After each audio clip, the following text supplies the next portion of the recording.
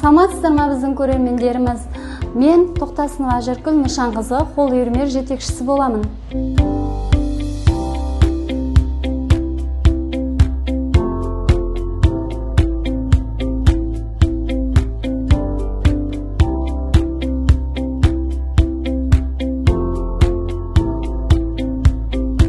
Біздің қол үйірменің мақсаты қыздарымыздың келешегі жарқын болуыны және де сабырлыққа, төзімділікке, тәлім тәрбиеліге баулу.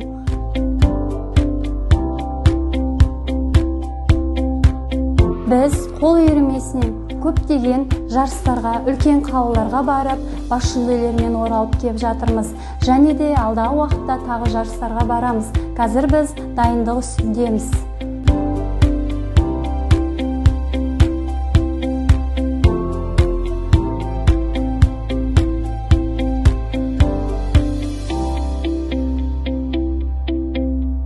Мен Ажаркүл Нышанкызы қыз балаларын қол өнер үйірмесінде асыға күтемін.